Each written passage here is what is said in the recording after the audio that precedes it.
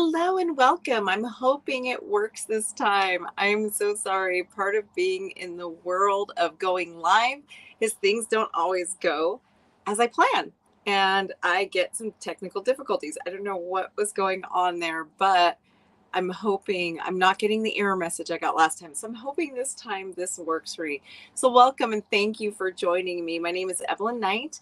I am the CEO and founder of Childcare Business Professionals, which is a company that helps childcare owners and directors find success while navigating high quality research based standards. So we help you with the business end of things. I'm also a childcare center owner myself. I'm in the thick of it.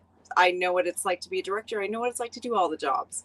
I'm also the host of the Childcare Business Coach podcast. We have lots of new things coming for the podcast. I'm very excited. We have started re-recording it. So I do have some new content for you guys. I have some old content too that I haven't even posted yet. I don't know. After my husband's passing, that was the hardest thing for me to get back to. But now that I am back, I'm really excited. I just needed some cheering on to get that going again. So it is back, and I'm very excited about that. So today, I'm going to talk to you guys about being okay with your emotions, regardless of what those emotions are. But before I do that, I do have to announce we put out a survey a couple weeks ago, and it was basically just a customer satisfaction survey for my members. And I wanted to announce the winner of the Amazon gift card. Kimberly Andrews, you are our winner. We are still taking surveys, by the way. So if you're a member and you haven't filled out your survey, make sure to turn yours in. We really appreciate it. It has been awesome reading them. We love the suggestions. One of the things we asked everybody is let us know what you want to see. What would you like out of your membership? You guys have some amazing ideas, and I'm excited to get a lot of those. I'm really excited to get a lot of those up and going. But I was just really touched too by how positive our members are and how much love we got in those surveys. So I'm very excited to read through those surveys. They're so much fun. Surveys, I have such mixed feelings. I never know to cringe or to be excited about it. But this time I was pretty excited. So today I want to talk a little bit about our emotions and being okay with them. Just being okay being where we are. I titled this episode, It's Okay to Be Happy, because that is the point in my life that I'm at. But some of you might feel like you can't be sad, right? So whether it's being happy or being sad, basically, I want you to get the same message out of this. It's okay to embrace your emotion, but what I really want you to focus on is just not allowing it to overcome you. Or there are some other things too that we really need to be careful for. So Carmen, yay, you made it for the first time in a long time. I love having you on. So I'm glad to see you there. I'm glad you're here, Carmen. So first I'm going to start with the happy. And we're going to talk a little bit about, I'm going to tell you a little bit about my journey. As you guys know, I'm very transparent. I just really want you to see real life. That is one of the things I want you guys to see. I don't want it to look like I have everything together. I know sometimes it can feel that way. You guys see me for a couple hours a week, right? If you are my member, you come to my office hours and you spend time with me in office hours, my weekly trainings, and then this Mindset Monday. So you see a snippet of my life and it might look like it's amazing, but it's not always amazing, right? It might look like I have everything together, but it's really important to me for you to see reality and not just, I don't know I guess it's like that Instagram world, right? Like, I don't want you guys just to see the Instagram world because that isn't reality. So I do want to talk a little bit about being happy though, right now, because I'm in a season in my life where I actually take a lot of heat for being happy right now. And it does a lot of times make me curious and I question myself. It does fill me with self-doubt. It fills me with I don't know, I get upset with myself sometimes. And I have to ask myself sometimes, should I not be happy? Should I not do this? I don't, maybe I'm not feeling like I should. And one of the things that I've come to realize is that no matter what's happening in your life, you can still be joyful. And I worked on um, getting ready for my husband's passing for over a year before he died. I knew he was sick for quite a few years. Altogether, he was sick for many years, but like actually life-threatening sick. It was about a 4 to 5 year period. And then we knew he was basically, the doctor had told us he had a year to live, and it was almost a year to the day that he passed away. So I went into therapy pretty early on to work on it. But when we got that message that you have 1 year, I really ramped it up. And I actually had found a new therapist because I kind of knew my other therapist was placating me, but I stuck with her because sometimes we like to be placated. So with the new therapist, though, I really sought out to find someone who was going to really do the hard work with me. No matter how hard it got, I knew I had to do it. And I basically told her, I have a year. I need to be ready. I know you can never really be ready, right? I've been through a couple things in my life now that I realize there is no getting ready for, but you can definitely prepare and make it way easier on yourself than it has to be, right? And part of that journey, though, of getting ready was learning how to be comfortable in my emotions, to sit with them, and to be okay with them. And the other thing that really has been a work in progress still is not letting people's judgment really affect me, right? And that's still something I really, really work on. I ran into a really good friend one day, and I love her to death, and I know she meant well, but she said to me, wow, ever since your husband's dead, you're glowing. It's like you're so happy he's gone. And I just was really taken aback. I was like, what? That is, it just shocked me. It really did. Like, do I really appear like I'm better off? And I had to step back for a second, but I just replied like, well, I am. I mean, when somebody that you love dearly dies a very slow and painful death, it can be somewhat of a relief when they are finally out of misery, right?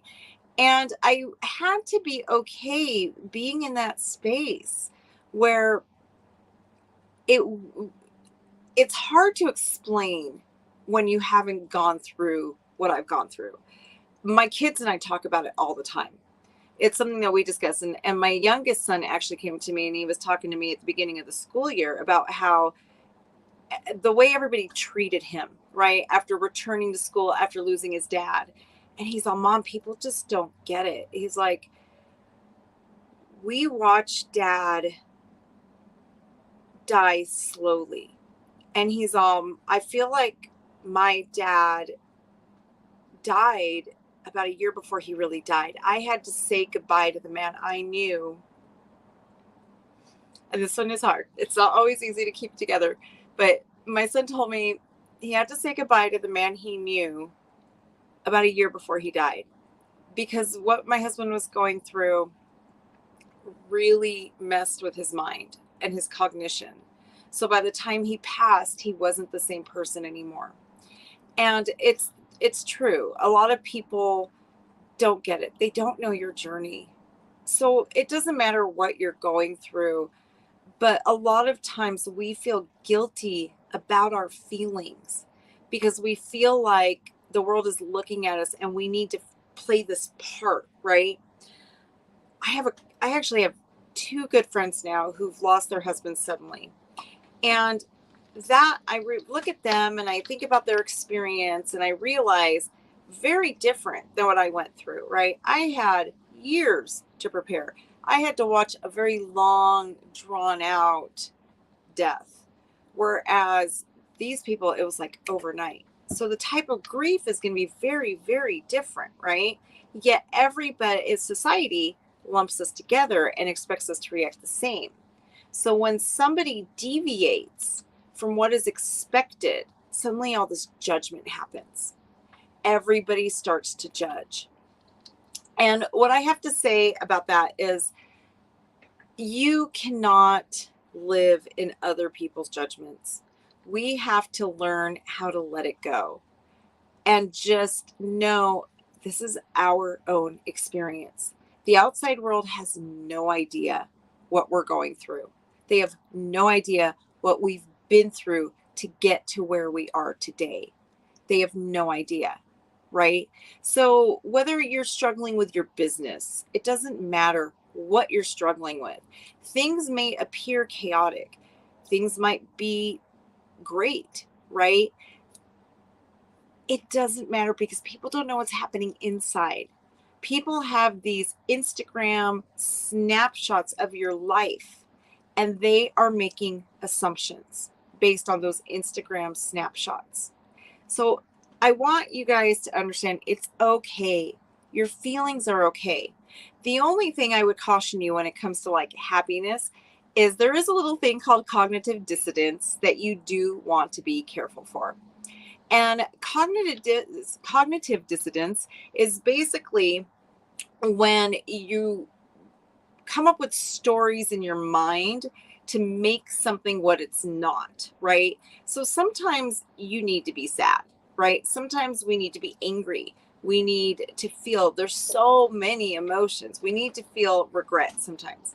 We need to feel disdain, disappointment. There's a lot we need to feel. Okay, so I don't know, most of you probably know the old Aesop's fable about sour grapes, right?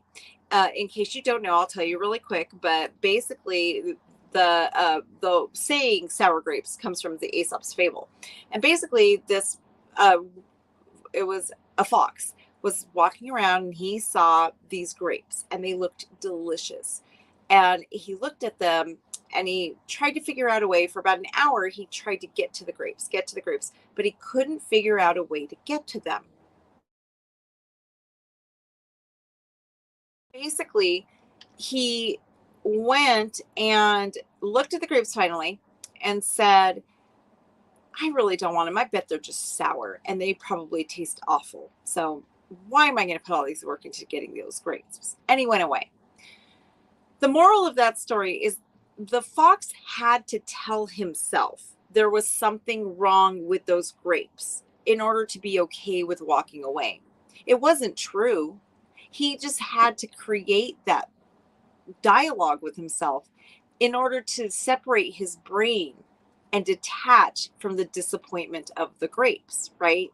So that is cognitive dissonance. It's the stories we make up to convince ourselves of something.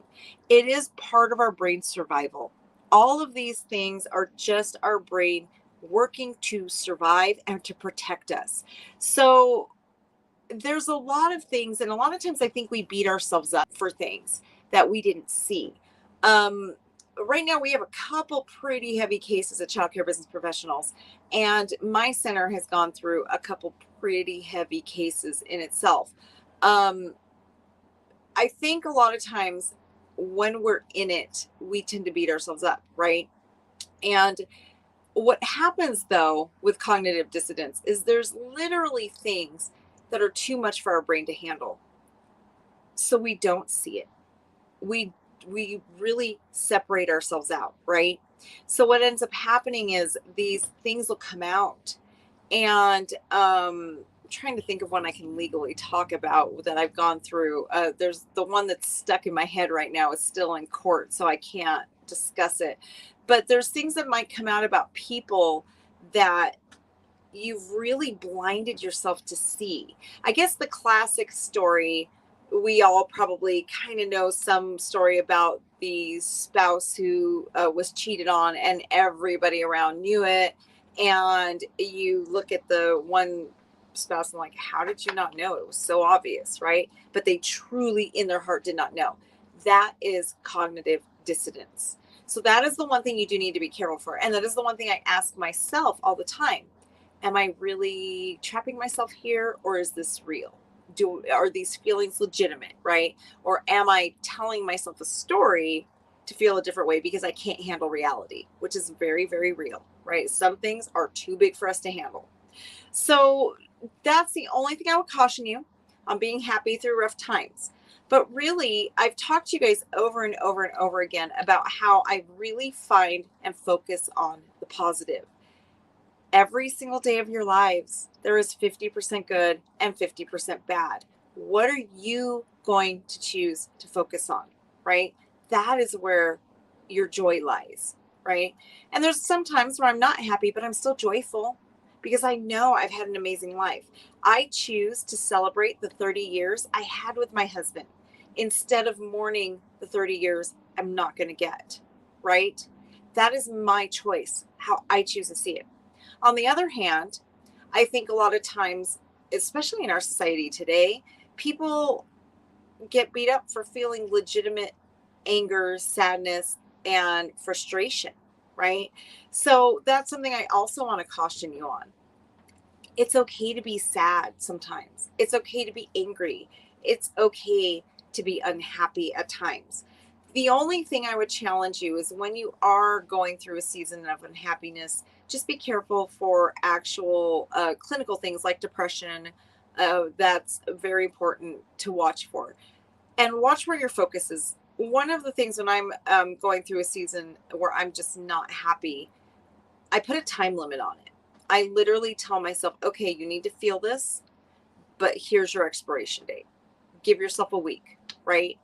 And then I come back and reevaluate, because I do tend to fall into the depression trap.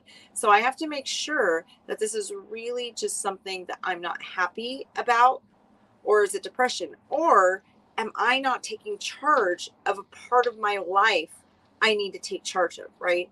A lot of times unhappiness stems from the fact that we're not satisfied with something, or there's just that thing nagging that we are not working towards making change. What do we need to fix? But you shouldn't live in perpetual unhappiness.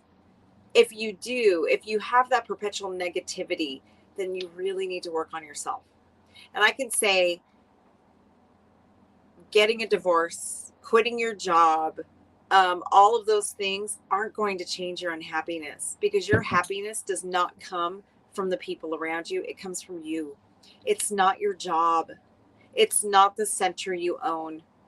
It's not your husband, your wife, your children. It is you. You can, people really can find happiness in any situation. I promise, any situation. It's when you find it in yourself, right? If I can find happiness after losing my husband of 30 years, you can find it too. But you have to do the work. And it is a lot of work. So I challenge you. This is my challenge for you guys this week. If you're stuck in a state of unhappiness, not normal unhappiness where you have a bad day. Last week was a really rough week for me. I wasn't happy most of the week, but today is Monday. I put that week behind me. It's done, right? I am not going to allow what took place last week into this week. That is my choice, right? I could have woken up this morning and thought, oh gosh, I don't want to work today. Work was rough last week. Everything went wrong that could have gone wrong. And I had to deal with some really heavy stuff that many of you, I own a couple companies, so I deal with all of it at once, right? And so it was some really big, heavy stuff I had to deal with, and it was tough. And I could allow that to spill into this week. I could allow my fear that it was going to continue into this week, go into this week, but I choose not to. First of all, because I don't want to manifest what is going to come. And when I say manifest, I do believe wholeheartedly it doesn't have to be the spiritual side of manifestation. There is a psychological end to that. Okay. As somebody who's studied neuropsychology my entire adult life, basically, I can tell you it's actually the psychological term for it is a self-fulfilling prophecy. What happens with manifestation is we actually self-fulfill. We're causing a disruption from our conscious brain and our subconscious brain, right? And the two of them will fight to be in harmony. So that is why manifestation actually works, because when you cause that disruption between the two sides of your brain, they're going to fight to be in harmony, right? And so that is where you manifest or you fulfill these prophecies. If I woke up this morning and said, oh gosh, I don't want to work this week because last week was so horrible, this is going to be a horrible week, then I am going to set up subconsciously a horrible week. I will put things into motion to cause my week to be horrible, right? So that's something I really want you guys to think about. Is I know there's a lot on manifestation, and a lot of people are like, oh, that's too mystic, and I'm not, but there is science behind it. What do we manifest? What are we focusing on, right? What are you putting, if you're a homeowner and things are breaking and you're focusing on, oh my gosh, I just can't believe it, this is break. Don't focus on what you own a home, things are always going to be breaking, right? It just happens. Focus on the fact that you get to own a home. You get to actually own property. This is yours. In most parts of the world, you don't get to own things. You don't get to own a house or property. You might own the house, but not the property, right? So it's where you focus your attention. You can change the trajectory of everything where you put your focus. Let's see. I've been hearing and focusing on what word a lot. Yes, on that word lately, manifestation. Think what you want. Tell yourself what you can. And yes, absolutely. One of the things I'm going to actually wrap this up, but I'll tell you my last bit on manifestation. One of the things I do is I tell myself I'm already there, right? I live the life that I want, where I want to be. I treat my company as if it's there. I treat myself as if it's there. In my mind, I am there, right? My conscious mind knows I am not there, but my subconscious thinks I am. And I will talk as if I am, like with my self-talk. I do the things like I will plan as if I am. I plan these massive events and different things, right? And sometimes I know, especially if you're one of the people in my ecosystem, things seem so big. Everything for me is so big all the time because I'm already thinking as I am 5 years down the road, right? I'm acting as if I am. And what I'm doing is I'm literally purposely disrupting my brain so that I will do the work to get there, right? The other thing on that too is I also know if I put in the work, it's going to happen. So it's just basically I want to cause that disruption, and I also know I need to be the person I need to be in order to gain what I want, right? So I do purposely cause a disruption in my brain on purpose so that I can get to where I want to be. And that's where the manifestation happens. It really is a thing. It really does work because your brain starts fighting to make it a reality. Your subconscious mind and your conscious mind are out of whack. They don't like that. So they fight to make it a reality. And your subconscious mind controls 80% of your actions, especially if you're not used to self-talk where you're really consciously guiding your subconscious, right? So that is where it is just huge and almost magical to when you can really learn how to harness the power of your subconscious mind. And that is just science. So I hope that was helpful for you guys today. I hope this is something that really resonates. I can tell you, you can change the trajectory of your life just by where your focus is. So let me know if that was helpful. And I will see you guys for the Mindset Monday next week. But for my members, I'll see you guys tomorrow for office hours. And remember, we did add an office hours. We are doing Tuesday and Wednesday now for office hours. Have a great rest of your day, everybody.